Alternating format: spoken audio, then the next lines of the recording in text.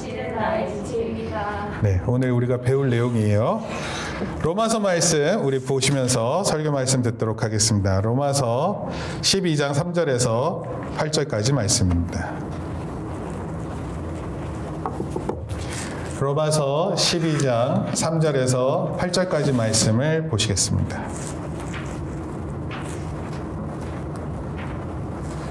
제가 한 절 읽고 여러분들이 한 절 읽습니다. 내게 주신 은혜로 말미암아 너희 각 사람에게 말하노니 마땅히 생각할 그 이상의 생각을 품지 말고 오직 하나님께서 각 사람에게 나누어 주신 믿음의 분량대로 지혜롭게 생각하라. 우리가 한 몸에 많은 지체를 가졌으나 모든 지체가 같은 기능을 가진 것이 아니니 이와 같이 우리 많은 사람이 그리스도 안에서 한 몸이 되어 서로 지체가 되었느니라. 우리에게 주신 은혜대로 받은 은사가 각각 다르니며 예언이면 믿음의 분수대로 혹 섬기는 일이면 섬기는 일로, 혹 가르치는 자면 가르치는 일로, 혹 위로하는 일로, 구제하는 자는 성실함으로 다스리는 자는 부지런함으로 긍휼을 베푸는 자는 즐거움으로 할 것입니다. 아멘. 지난주에 우리가 읽었었던 성경 말씀 핵심이 뭐냐면 12장 1절입니다. 우리 같이 읽습니다. 성경 말씀 12장 1절 시작. 그러므로 형제들아 내가 하나님의 모든 자비하심으로 너희를 권하노니 너희 몸을 하나님이 기뻐하시는 거룩한 산 제물로 드리라. 이는 너희가 드릴 영적 예배니라. 우리 몸을 하나님께서 기뻐하시는 살아있는 제사가 될 것을 말씀드렸습니다. 자, 오늘 내용은 이렇습니다. 그러면 어떻게 이 말씀을 실천하면 될까요? 어디서부터 이 말씀을 실천하면 될까요? 여러분, 이론이 중요하죠. 생각이 중요합니다. 그러나 이론과 생각이 실천되지 않으면 아무리 중요한 이론이라 하더라도 그것은 별 쓸모없는 것이 될 수 있어요. 아무 의미가 없을 수 있습니다. 아무리 잘 계획하고 생각을 했는데 그 일을 실천하지 않잖아요? 그러면 그것은 아무것도 안 됩니다. 아무리 생각이 좋아도 행동하지 않으면 일관되지 않고요. 그 사람이 모순되었다 말할 수 있습니다. 앞뒤가 다르다 이렇게 말할 수 있어요. 심리학에서는 이것을 우리 고등학생들 들어보세요. 심리학에서 이거 뭐라 그러는 줄 알아요? 생각과 행동이 다른 거를 인지부조화 이렇게 얘기합니다. 인지부조화. 인지하면 조금 어려운 얘기인데 cognitive 이렇게 표현합니다. cognitive dissonance라는 표현을 씁니다. 이게 앞뒤가 맞지 않습니다. 그럼 이게 굉장히 힘들어요. 내가 믿고 있는 것과 내가 행동하는 게 다르잖아요. 그럼 괴롭습니다. 내가 생각하는 일을 내가 그 생각대로 해내지 않잖아요. 그러면 내가 부끄럽습니다. 내가 가지고 있는 가치를 막 말로 했어요. 그런데 내가 그렇게 살지 않잖아요. 그러면 참 이게 힘든 일입니다. 과연 우리는 우리 살아있는 몸을 하나님께 거룩한 산 제물로 드려야 되는데 어디서부터 어떻게 드려야 할까요? 그것이 바로 오늘 3절부터 시작되는 내용입니다. 3절부터 13절까지 내용은 어디서부터 시작하냐면 교회에서부터 시작하라 권면하고 있어요. 우리의 몸을 산 제물로 드리라 그랬을 때 그 산 제물을 어디서 드린다고요? 교회 안에서 먼저 드려야 된다 이런 뜻입니다. 그리고 두 번째 14절부터는 그 몸을 또 다른 곳에 드려야 돼요. 그게 어디냐면 바로 사회에 우리의 몸을 드려야 된다 이런 표현을 하고 있습니다. 순서상으로 볼 때 우리가 거룩한 산 제물이 되는 것은요, 우리의 몸을 교회에 먼저 드릴 것을 요구하고 있어요. 제가 이것을 살펴볼 것입니다. 그 후에 사회에 나가 우리의 몸을 드릴 수 있는 그런 사람들이 될 수 있다라는 것입니다. 무엇보다 저와 여러분의 삶이, 우리 섬김의 삶이 교회에 있다는 것을 오늘 말씀을 통해 우리가 배울 수 있습니다. 교회 안에서 하나님을 위하고 성도를 위하는 삶이 먼저라는 거예요. 그 후에 이 세상에 나가서, 이 사회에 나가서 바로 살고 섬길 수 있는 사람이 될 수 있다라는 것입니다. 따라서 하나님을 믿는 사람들은 먼저 교회를 잘 섬겨야 해요. 그 후에 사회도 섬겨야 하는 것입니다. 하나님이 기뻐하시는 삶을 살기 원한다면 교회로부터 먼저 봉사해야 하는 거예요. 왜 교회부터 봉사를 해야 되는지 오늘 본문 속에 세 가지 이유가 나타납니다. 바로 살펴보겠습니다. 첫째, 교회를 먼저 봉사해야 하는 이유는요. 첫째, 따라합시다. 교회는 우리의 몸이요. 우리의 몸이요. 우리는 우리는 그의 몸에 붙어 있는 지체이기 때문입니다. 우리의 몸에 붙어 있는 지체이기 때문입니다. 교회가 뭐라고요? 우리의 몸이라 그랬어요. 그리고 우리는 뭐예요? 그 몸의 지체. 여러분, 몸 하면 어디를 가리키는 거예요? 네, 몸통이죠. 이 부분 몸통입니다. 근데 몸통만 있으면 돼요? 머리 있어야 되죠. 그다음에 지체라는 거 이렇게 마치 가지처럼 나와 있는 걸 얘기해요. 몸에. 팔이 그렇죠? 다리가 그렇죠? 여러분, 몸만 중요한 게 아니에요. 몸에 붙어 있는 지체가 다 중요한 것입니다. 교회를 봉사해야 되는 이유가 바로 이거예요. 교회는 우리의 몸이고 우리는 그 몸의 지체이기 때문에 그렇습니다. 몸의 지체라는 것은 자연히 다른 몸이 아닌 내 몸을 의미하는 거예요. 여러분, 팔이 내 몸을 향해서 난 네 몸이 싫으니까 난 너를 떠날 거야, 이렇게 할 수가 없어요. 이건 우리와 다 붙어 있고 연관되어 있기 때문에, 그리고 이것이 하나이기 때문에 그럴 수 없습니다. 5절 말씀을 보면 그 말씀을 조금 더 설명하고 있어요. 한번 읽어볼까요? 이와 같이, 시작. 이와 같이 우리 많은 사람이 그리스도 안에서 한 몸이 되어 서로 지체가 되었느니라. 여러분 주변을 볼 때, 여러분 주변 한번 보세요. 저 사람 나랑 다른 사람 이렇게 생각하면 안 돼요. 우리가 교회 몸의 지체라는 거예요. 혹시 새끼손가락하고 엄지손가락이 싸우는 거 본 적 있어요? 새끼 발가락하고 엄지손가락이 서로 싸웁니까? 그럴 수 없어요. 우리가 다 지체됐기 때문에. 누군가 이런 표현을 했어요. 만약에 걸어가다가 다리를 부딪혔어요. 발가락을 이렇게 장롱이나 침대 모서리에 이렇게 부딪힌 적 있어요? 그런 거 한 번씩? 목욕하고 나왔다가 이렇게 살짝 미끄러졌는데 새끼 발가락이 침대에 부딪힌 거야. 그럼 얼마나 아픕니까? 이해돼요? 아프면 새끼 발가락만 아파요? 아니죠. 우리 온 몸이 부르르 떨죠? 안 떨어봤어요? 우리 몸이 떨게 돼 있어요. 몸 지체 작은 거 하나 때문에, 그 아픔 때문에 그게 얼마나 힘든지 모릅니다. 그쵸? 그래요, 안 그래요? 저 내성 발톱 있었거든요. 내성 발톱. 그 내성 발톱이 뭐냐면 발톱이 이렇게 살을 파고들어요. 안 아플 것 같죠? 너무 아픕니다. 그런데 그 고통이 너무 심한데 제가 그거 고치지 못해요. 그래서 병원에 가서 의사 선생님을 통해서 수술을 받습니다. 그러면 이제 그 통증이 없어져요. 그 아프게 하던 통증이. 그러면 그때 온 몸이 편안할 수 있어요. 그렇지 않은 이상은 그 아픔의 고통이 계속되어집니다. 그리고 온몸이 그것에 반응해요. 여러분, 우리가 서로 그런 지체가 된다는 거예요. 보성이가 아프잖아? 그럼 우리 모두가 아파해야 돼요. 누가 보성이를 보면서 잘 됐다, 이렇게 하면 안 돼요. 왜요? 우리가 교회가 몸이기 때문에 그래요. 우리 몸이기 때문에 그래요. 그리고 우리는 서로 지체된다, 이런 것입니다. 하나님께서 주신 대원칙이에요. 하나님께서 주신 대원칙. 우리 교회가 우리의 몸이라는 것, 그리고 우리는 그 교회의 지체라는 사실을 깨닫는 것입니다. 여러분, 하나님께서 또 이런 것도 주셨어요. 내 이웃을 내 몸같이 사랑하라, 이렇게 표현했습니다. 이 얘기 들어봤어요? 내 이웃을 내 몸같이 사랑하라. 그런데 내 이웃을 내 몸이라고 하지 않았어요. 내 몸같이 여기라 그랬어요. 여러분, 내 몸이라는 것과 내 몸같이 여기는 것은 다른 거예요. 먼저는 우리의 몸을 지키는 게 중요한 거예요. 그 후에 이웃을 지킬 수 있는 거예요. 여러분, 따라서 교회를 섬기는 것이 첫 번째 되는 이유인 것이 틀림없어요. 주의할 점은 우리 교회가 그리스도의 몸이라는 것, 그리고 우리가 그 몸이라는 것, 동시에 내 몸이라는 거예요. 그래서 교회에 만약에 아픈 일이 있으면 내가 아픔을 당하는 것처럼 괴로워해야 돼요.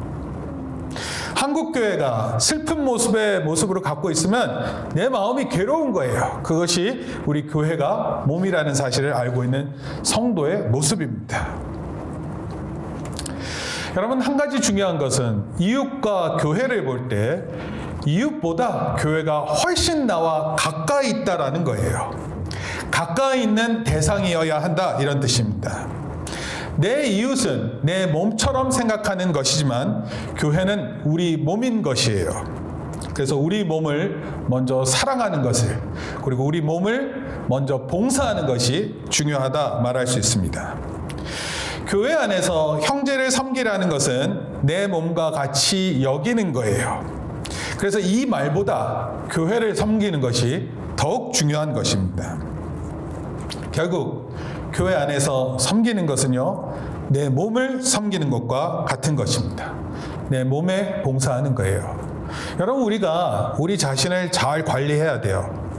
다른 사람의 죄를 지적할 수도 있지만 먼저 내 죄를 잘 살펴야 돼요. 내가 부끄러운 사람인지 아닌지를 스스로 돌아봐야 됩니다. 내가 잘하는 사람인지 잘 못하는 사람인지 그것을 먼저 살펴야 돼요. 그 후에 자기를 잘 돌본 후에 다른 사람도 잘 돌볼 수 있는 사람이 되는 것입니다. 따라서 내 몸을 섬기는 것이 가장 중요한 것입니다. 교회 봉사가 다른 어떤 봉사보다 중요한 것입니다.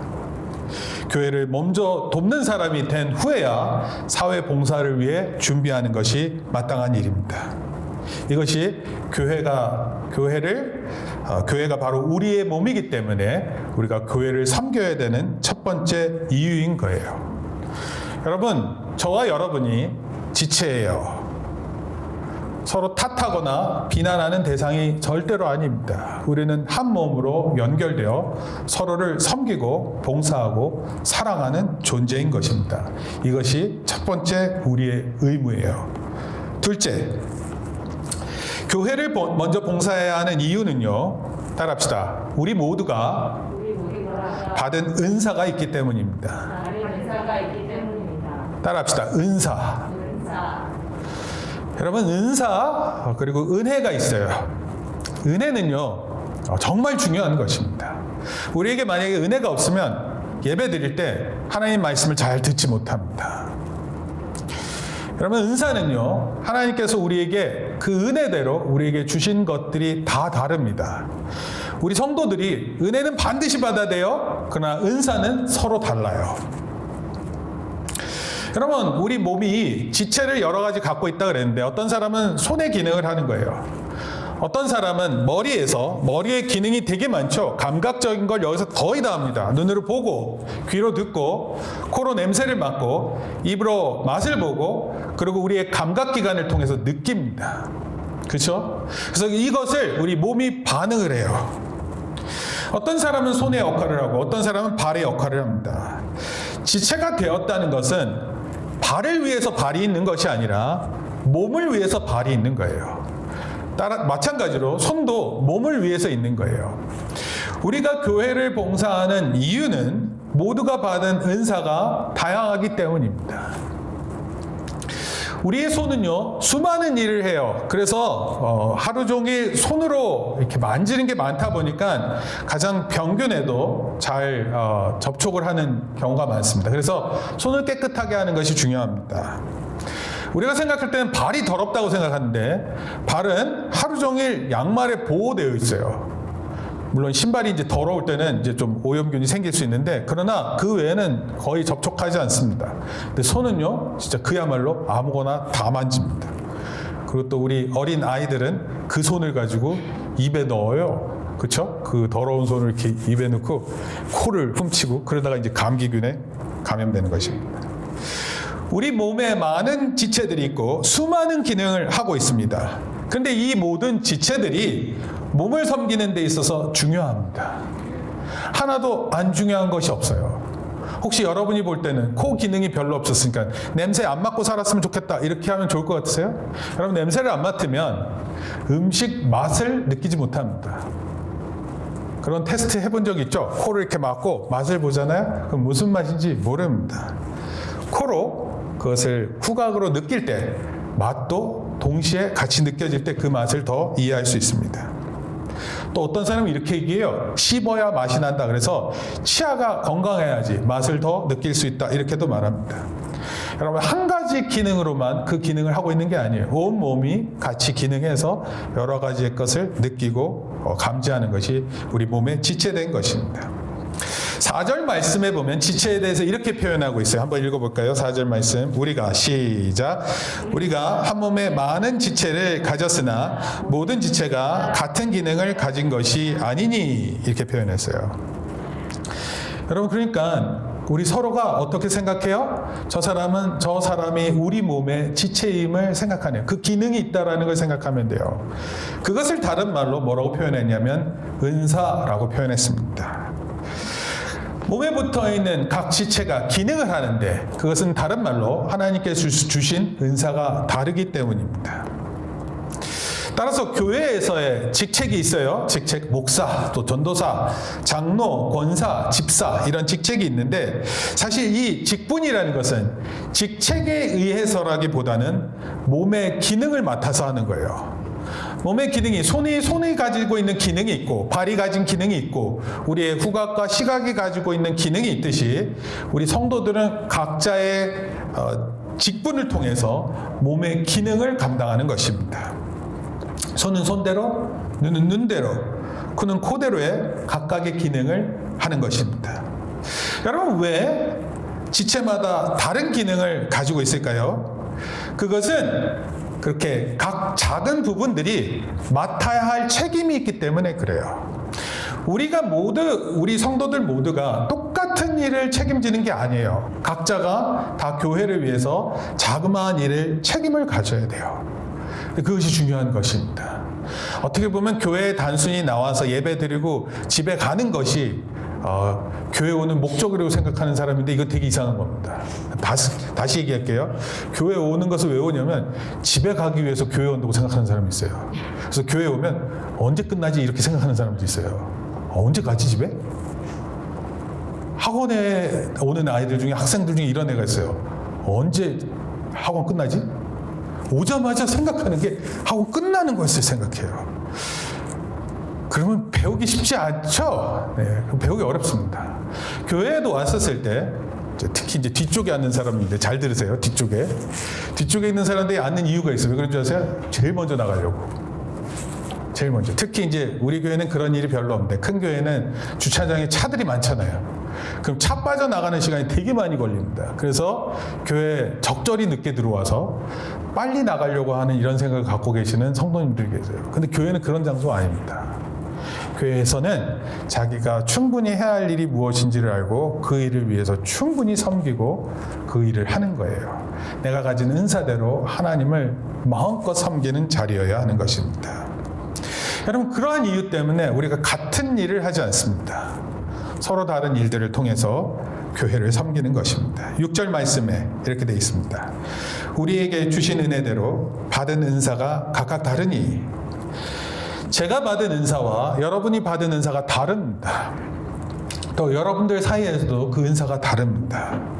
우리 아직 자라나는 학생들에게는 어떤 은사가 있는지 잘 모를 수도 있어요. 그러나 분명히 하나님께서 주시는 은사가 있습니다. 여러분 이 은사를 원어로 어떻게 표현하냐면 카리스마라 그래요. 카리스마 알아요? 카리스마? 뭔가 사람에게는 카리스마가 있어야 된다. 그거는 무슨 지도자만 카리스마를 갖고 있는 게 아니라 우리 모두가 갖고 있는 거예요. 하나님께서 주신 은사가 있습니다. 어떤 사람들은 교회에 나와서 하는 것이 다 다르지 않다고 말합니다. 다 똑같지 않나? 똑같이 예배하고 똑같이 헌금하고 똑같이 봉사하다가 그냥 집에 가는 거 아닌가 이렇게 얘기합니다. 그러나 엄밀하게 말하면 하나님께서 주시는 각 사람에게 주시는 특별한 기능이 있어요. 그리고 그 기능을 통해서 교회의 역할을 하는 것입니다. 그리고 그것을 뭐라고 부르냐면 은사라고 부르는 거예요. 그리스도의 몸인 교회를 더 잘 섬기라고 하나님께서 은사를 주신 거예요. 예를 한번 들어볼게요. 여러분들 중에 만약에 찬양을 좋아하는 사람이 있어요. 근데 그 찬양을 좋아하다 보니까 찬양을 좋아하면 어떻게 되겠어요? 찬양을 잘하게 되겠죠? 여러분 찬양을 잘하면 다른 사람들에게 그 찬양을 통해서 전달력이 뛰어나게 돼요. 표현력이 풍성해집니다. 또 많은 사람들 앞에서 그런 찬양을 통해서 하나님께 영광을 돌리는 그런 일을 해요. 그런데 다른 사람들도 참 좋아하지만 이 찬양을 잘하는 사람 스스로가 찬양할 때 은혜가 됩니다.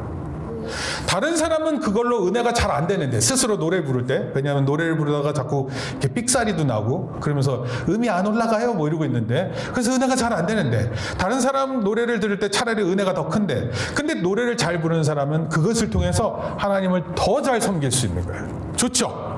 하나님께서 주신 그 은사대로 섬길 때 하나님을 더욱더 열심히 섬길 수 있는 그런 일이 되는 거예요. 오늘 본문에 보면 그 은사 7가지를 소개합니다.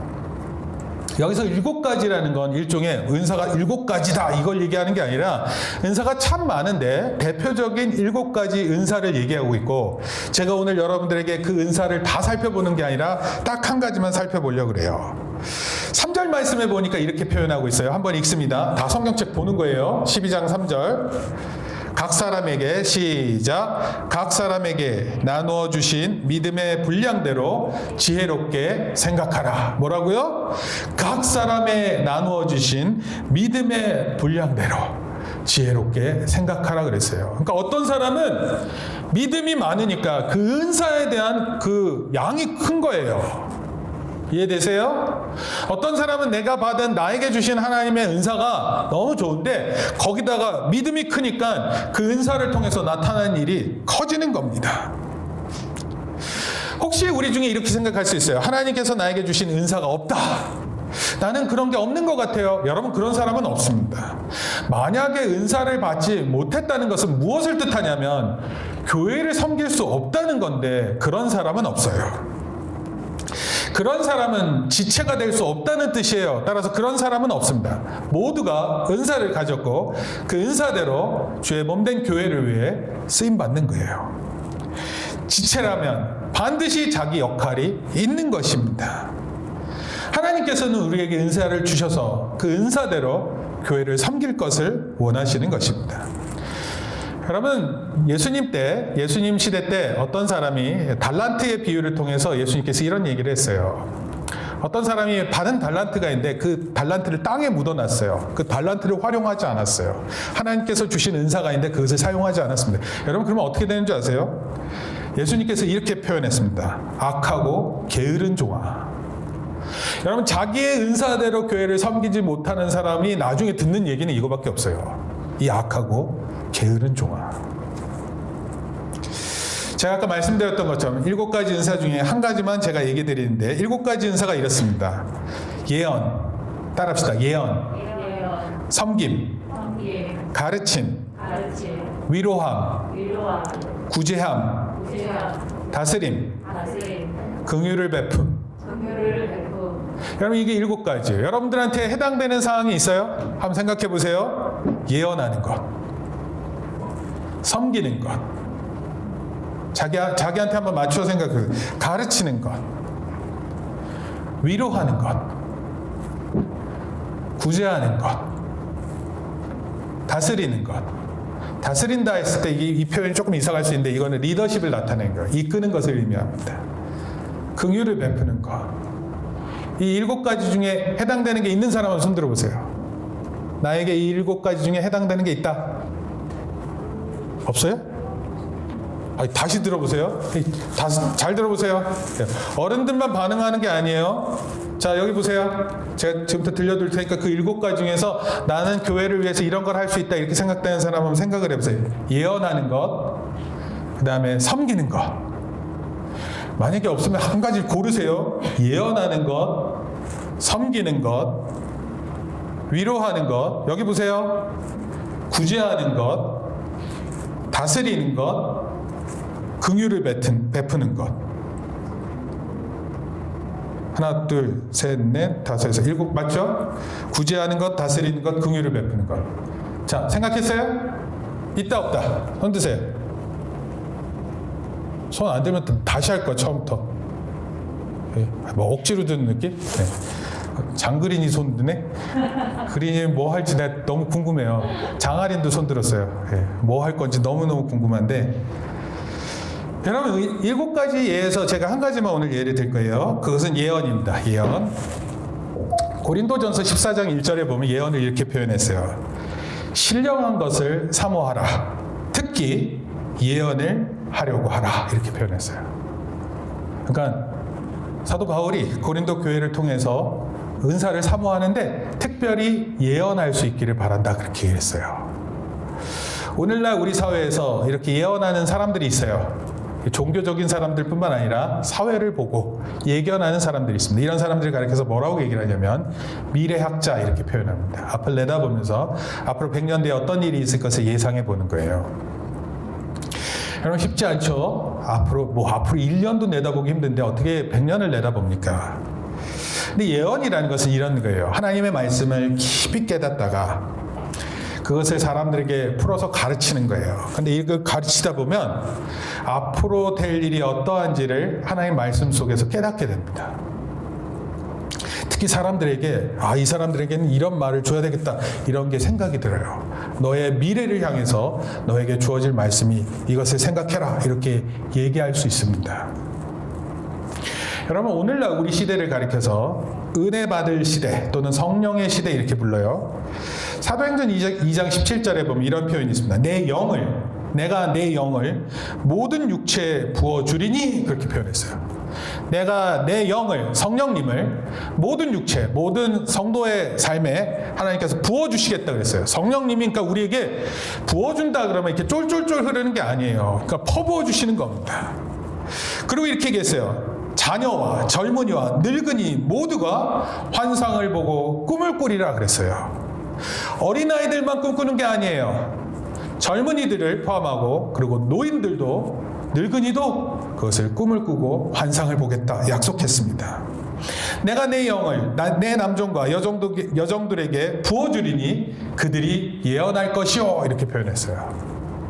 여러분 하나님의 성령이 충만한 사람들에게 나타나는 좋은 것이 예언하는 것입니다. 예언은요 단순히 미래를 예견하는 게 아니에요. 하나님의 나라와 그의 영광을 바라보는 가운데 개인의 것을 추구하고 내다보는 것이 아니라 하나님의 계획과 내가 관련된 것을 보는 것입니다. 여러분 우리가 아무리 잘 깨달아도 내가 하나님과 관련된 삶이라는 걸 모르면 교회를 섬길 수 없어요. 그런데 교회를 섬기는 데 있어서 은사가 참 중요한데 이 은사 중에 이 예언을 통해서 내가 내 삶이 하나님과 어떻게 연관되었는지를 바라보면서 미래를 내다보는 거예요. 그런 가운데 교회를 섬기는 것입니다. 여러분 역사적으로 볼 때 예언은 좀 특별하고 희귀해요. 그래서 예언자라고 말하는 사람이 쉽지 않습니다. 오늘날 우리 한국 기독교 아니 세계 기독교에서 예언자라고 말할 수 있는 사람이 그렇게 들려지지 않습니다. 여러분 한국이 일본의 불법적인 한일 합병 조약을 맺은 후 30년이 지났어요. 이게 1910년도에 한일 합병 조약이 있었으니까 을사늑약 조약 뭐 이렇게 얘기하죠. 을사늑약 뭐 이렇게 표현하는데 한일 합병 30년이 지난 후에 그러니까 1940년이에요. 이때 2차 세계대전이 점점 이렇게 마무리되어 가고 있어요. 그런데 이 2차 세계대전이 마무리되어 갈 때 일본의 상황은 불리해졌습니다. 일본이 전 세계의 상황에서 불리해지자 그때 한국에서 한국 기독교인들을 많이 핍박했습니다.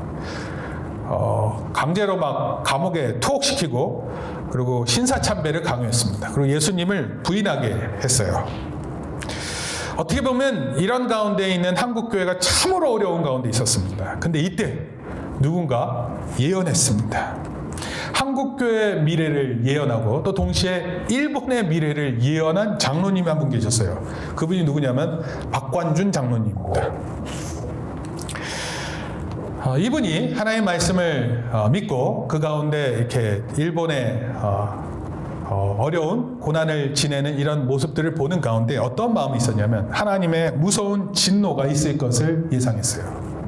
그리고 이 하나님의 무서운 진노가 일본에 임할 것을 생각했습니다. 그런데 이 박장로님이 일본어를 못하세요. 그 당시에 일본을 간다는 게 쉽지 않았습니다. 그래서 기도하던 중에 안희숙이라는 사모님이 계세요. 일본말도 잘하고. 그래서 함께 일본으로 건너가서 일본 국회의사당에서 이렇게 말했습니다. 들어보세요. 여러분 이게 가능해요? 하나님께서 주신 말씀인데 이 말씀을 가지고 일본 국회의사당에 가서 이렇게 말했어요. 일본이 회개하지 않으면 하나님이 유황불을 비같이 쏟아부어 이 나라를 멸망시킬 것이오. 그렇게 얘기를 했어요. 여러분 이 말 한 뒤에 어떻게 됐을까요? 이 박장로님. 일본이 다 잡아갔죠. 그래서 모진 고문을 당하고 어렵게 지냈어요. 하나님 주신 말씀을 말했더니 나에게 돌아오는 건 내가 몸이 힘든 거예요. 감옥에 투옥되고 모진 고생을 했습니다. 그런데 그 뒤 6년 뒤에 무슨 일이 있었냐면 원자폭탄이 떨어졌어요. 일본의 히로시마, 나가사키에 떨어졌습니다. 여러분 이걸로 일본은 패전국가가 됐고 그 다음에 대한민국은 독립했습니다. 여러분 예언은 참으로 희귀한 은사인 거예요. 지난 2000년 동안 예언자라고 불리우는 사람이 거의 없을 지경입니다. 기껏 해봤자 예언자라고 말하는 사람들이 뭐 이런 사람들이에요. 남의 일을 예언하고 돈 받아요. 여러분 이런 사람들은 예언이 아니죠. 아니면 자기의 이익을 위해서 예언을 합니다. 이런 것은 예언이 아니에요. 예언은 하나님과 전적으로 관계되어 있는 것입니다. 하나님의 말씀과 관계되어 있고 그것이 우리 교회와 또 우리 사회와 나를 향한 것이어야 합니다.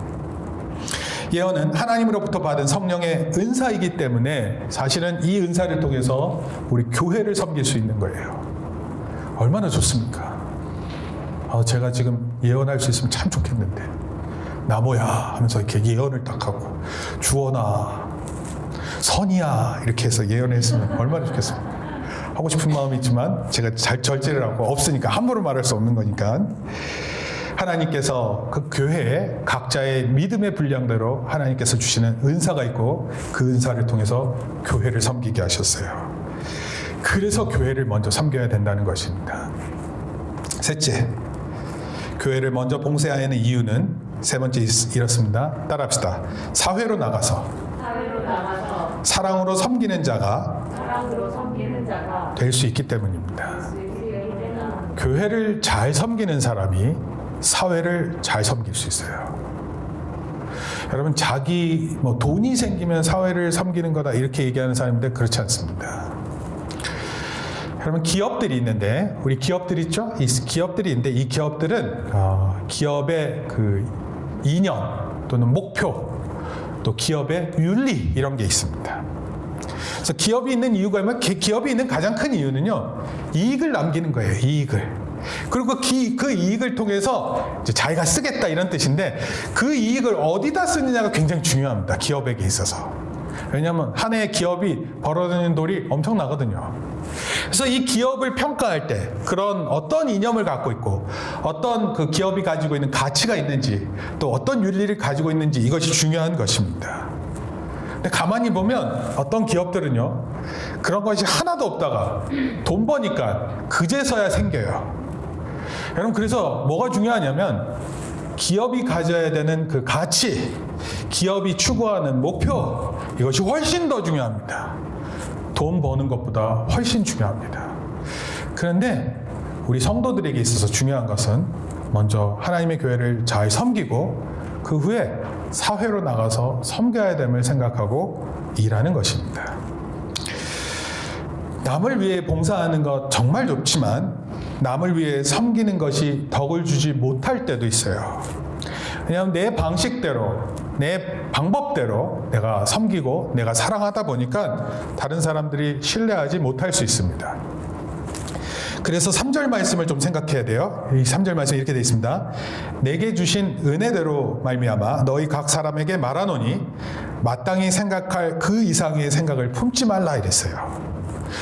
여러분 우리가 교회를 섬기고 또 사회를 섬기면 내가 마음대로 섬겨야 된다 그런 게 아니에요. 마땅히 생각할 그 이상을 생각하지 말라고 우리에게 얘기하고 있습니다. 대단히 중요한 말씀이에요. 성령께서 사람들에게 이렇게 말하는 거예요. 분수에 맞게 은사대로 행하라라는 것입니다. 마음대로 행동하라는 것이 아니라 은사를 가졌으니까 카리스마가 있으니까 네 마음대로 해라 이게 아니라 그 은사를 적정하게 분수에 맞게 사용해라 이런 뜻입니다. 여러분 봉사를 할 때 남을 섬겨야지 봉사를 통해서 남을 군림하는 게 아니에요.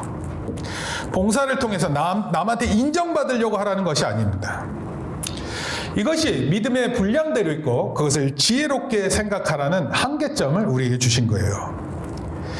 그래서 이런 거예요. 교회에서 올바른 섬김을 또 자기 분수를 알고 섬기는 그것이 될 때 사회에 나가서도 바르게 섬길 수 있는 사람이 됐다, 이런 뜻입니다. 누가 여러분들에게 당신은 왜 이런 일을 하십니까? 왜 교회에서 이런 봉사를 하십니까? 왜 사회에서 이런 봉사를 하십니까? 그렇게 얘기하면 우리는 이렇게 표현해야 돼요. 저는 저의 분수를 알기 때문에, 제가 무엇을 해야 되는 것을 분명히 알고 있기 때문에 제가 이 일을 하는 것입니다. 아니, 몰라요. 목사님이 저한테 시켰어요. 이게 아니라 이게 저의 일입니다. 저의 분수에 맞게 저에게 맞는 일이라고 생각하고 섬기고 봉사합니다. 이렇게 표현합니다.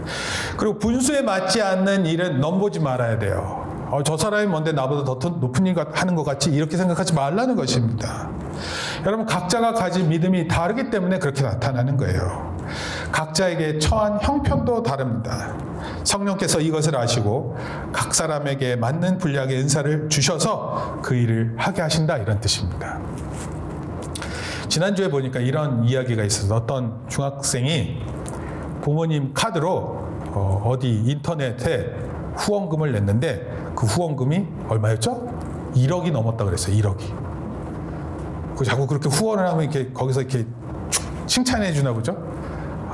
뭐 후원 왕이 되셨어요, 뭐 이러면서 막 칭찬을 하나 봐요. 그래서 막 그야말로 아버지, 엄마 카드로 막 그야말로 막 다 해버렸습니다.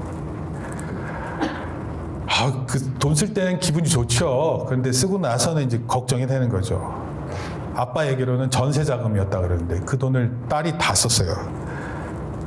여러분, 핸드폰 부모님하고 이렇게 돈 나가는 게 공동으로 되어 있으면 여러분 절대로 그렇게 하면 안 됩니다. 분량에 맞게끔, 분수에 맞게끔 행동하고 생각해야 하는 것입니다. 여러분, 교회에서 가장 힘들게 하는 사람이 있대요. 그 사람이 누구냐면 자기 아니면 안 된다고 생각하는 사람이 있어요. 믿음의 분량이 좋은 건지라고 말할 수는 없어요. 왜냐하면 자기가 아니면 안 된다는 건 참으로 교만한 생각입니다. 여러분, 그런 가운데 교회를 섬기면 정말 힘듭니다. 여러분, 그런 사람이 되기보다는 자기에게 맞는 일이 무엇인지를 알고 그 일을 위해서 섬기는 거예요. 작은 일이지만 그 일을 위해서 노력하는 겁니다. 여러분, 교회를 마치면 나가기 급급한 게 아니에요. 교회를 나가기 전에 우리 자리를 돌아보는 거예요. 내가 있었던 자리를 정결하게 하는 겁니다. 하나님 앞에서 자기의 자리를 그렇게 단정하게 하는 것을 배우세요. 그리고 그렇게 생각하세요. 그리고 여러분, 물론 예배가 충분하지만 그러나 여러분 예배가 충분치 않다고 하면 자리에 앉아서 기도하세요. 하나님께 간구하세요. 여러분들의 상황이 늘 이렇게 편안하고 즐거운 것만은 아니잖아요. 그러면 여러분이 마음을 다해서 하나님을 바라보고 하나님을 독대하세요. 하나님을 개인적으로 만나는 시간을 가지세요. 그리고 꼭 기도하고 가세요. 그것이 우리에게 정말 중요한 것입니다. 또 교회를 섬기는 데 있어서 정말로 중요한 것입니다. 이것은 목사나 장로나 누구든 마찬가지입니다. 겸손한 가운데 주의 교회를 위해 섬기겠다 말하고 실제로 봉사해야 하는 것입니다. 언제든지 주님께서 이렇게 말씀하시면 제가 하겠습니다, 이렇게 반응해야 돼요. 저는 못합니다, 하기 싫은데요, 이게 아니에요. 예수님 말씀하시면, 하나님께서 나에게 마음에 주시는 말씀이 있으면 하나님, 제가 기꺼이 하겠습니다, 제가 하겠습니다, 이런 반응을 나타내는 것이 우리에게 필요합니다. 각자가 받은 은사 가운데서 하는 거예요. 아무 일이나 그렇게 하라는 것이 아닙니다. 정직하게 자기를 돌아보는 가운데 섬길 수 있는 자리를 나아가는 저와 여러분들 되기를 바랍니다.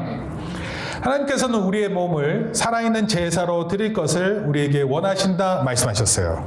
그리고 그것을 먼저 드려야 하는 곳은 바로 교회입니다. 교회를 섬김으로써 그 일을 배우고 그 후에 사회에 나가서 섬길 수 있는 자가 된다는 것을 오늘 말씀을 통해서 우리에게 전하고 있습니다. 여러분 자신이 소금과 빛의 역할을 감당해야 돼요. 빛의 특성은 어두움을 밝히는 거예요. 우리 민서가 가면 어두운 애들이 밝아져.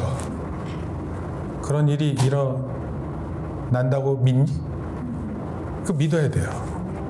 보성이가 딱 지나가면 이 거짓말하는 애들이 보성아 잘못했어 이렇게 얘기해야 돼요. 주원이가 딱 지나가면 소금의 짠맛 있죠. 분명한 맛이 나는 거예요. 야, 제 앞에서는 저런 말 하면 안 돼. 그런 하나님의 사람으로서 분명한 선명한 모습이 있어야 돼요. 저는 개인적으로 고등학교 2학년 때까지 그러지 못한 것 같아요. 예, 막 점심 때 기도하는 것도 부끄럽고 그랬습니다. 근데 어느 순간 내가 하나님의 사람이라는 것을 분명히 깨닫고 난 뒤로부터는 그것을 부끄러워하지 않았습니다.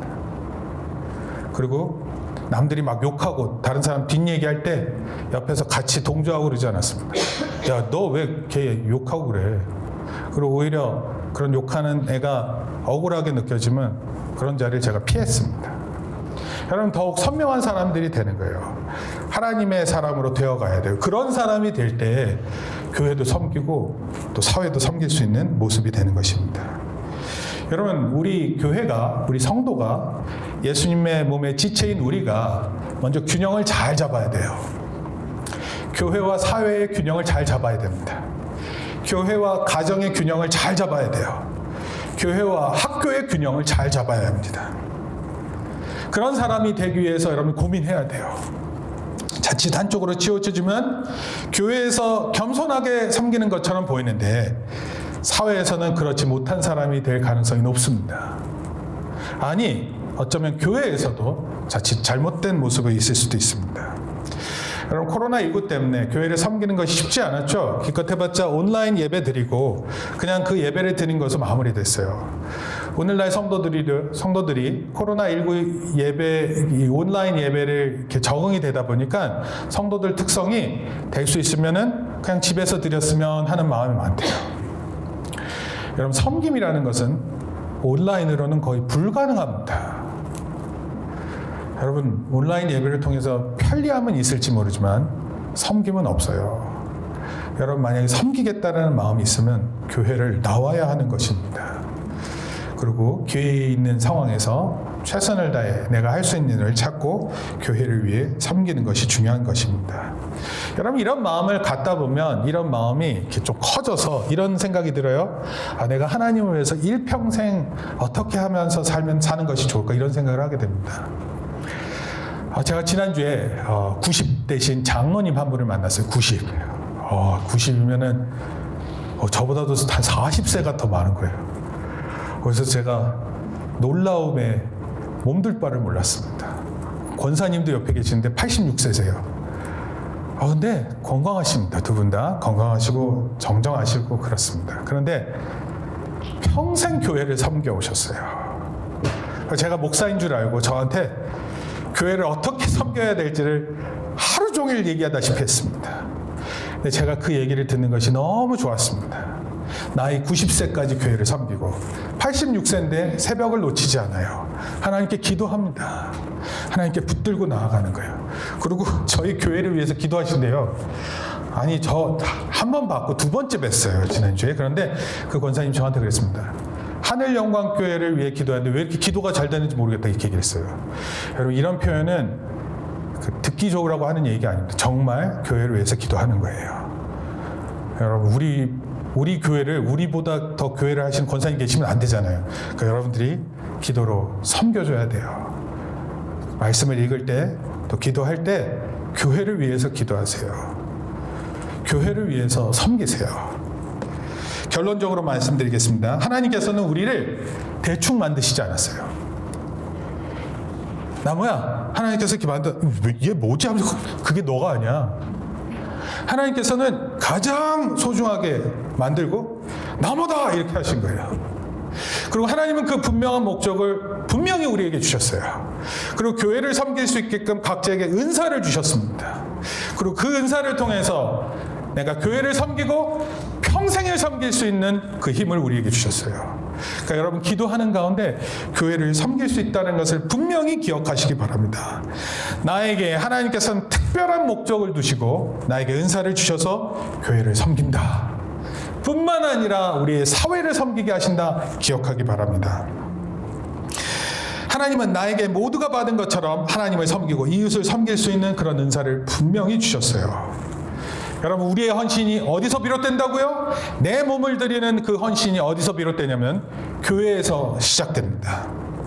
우리 그 후에 우리의 가정에서, 우리의 직장에서, 또 우리 학교에서 얼마든지 훌륭하게 섬길 수 있는 사람으로 변모할 것입니다.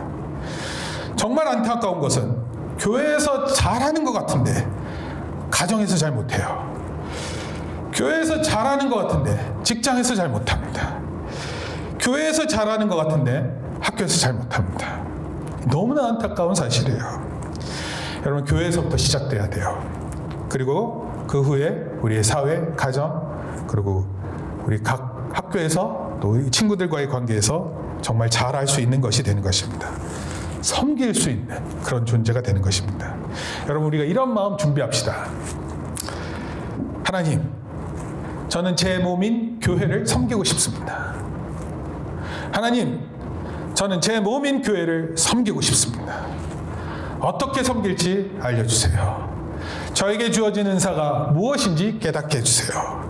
저에게 주어진 것은 이것인데 하나님 어떻게 섬기면 좋을까 고민할 수 있는 저와 여러분 되길 바랍니다. 그리고 반드시 섬깁시다. 여러분, 반드시 섬기세요. 교회부터 시작이어야 합니다. 그리고 그것이 여러분들에게 주어진 은사의 이유이기도 합니다. 이렇게 교회를 섬기는 저와 여러분 되기를 예수님의 이름으로 축원합니다. 아멘. 따라합시다. 아멘. 아멘. 네, 크게 아멘. 아멘. 네, 꼭 그런 우리 성도들 되기를 축원합니다. 같이 기도하겠습니다. 하나님 감사합니다. 사도 바울이 로마서 12장 말씀을 통해 하나님 앞에 우리가 거룩한 산 제물이 될 것을 원하신다고 말씀하셨는데, 오늘 우리가 그 하나님이 원하시는 것을 깨닫고 우리의 몸을 내어놓고 헌신하기를 다짐합니다. 그러나 무엇보다도 하나님, 이 모든 헌신이 교회로부터 시작되는 것을 깨닫게 하시니 감사를 드립니다. 우리가 받은 은사대로, 또 우리에게 주어진 믿음의 분량대로 또 우리가 하나님을 섬길 수 있게 도와주시옵소서. 특별히 주의 교회를 섬기게 하여 주시옵소서. 더욱더 주의 교회가 든든히 서가게 하시고 주의 이름이 높아지게 주여 붙들어 주시옵소서. 그 후에 우리의 각자의 삶의 영역에서, 직장과 가정과 또 우리 학교에서 각자의 영역 안에서 하나님을 높여드리는, 섬기는 귀한 성도의 삶이 되게 우리를 붙들어 주시옵소서. 우리 어린아이들에게 일평생 하나님을 어떻게 섬길지를 꿈꾸고 나에게 주신 은사가 무엇인지 깨닫는 가운데 주의 교회를 섬기고 또 우리 사회를 섬길 수 있는, 또 우리 국가에 이바지할 수 있는 놀라운 하나님의 귀한 자녀들 되게 축복하여 주시옵소서. 예수님의 이름으로 기도합니다. 아멘. 이제는 우리 주 예수 그리스도의 은혜와 하나님 아버지의 크신 사랑과 성령님의 감화 감동 교통하심이 이제 몸된 교회를 섬기기로 다짐하고 돌아가는 우리 성도들 머리 위에, 또 우리 자녀들 머리 위에 이제부터 영원토록 함께 있을지어다. 아멘. 우리 하나님께 영광의 박수로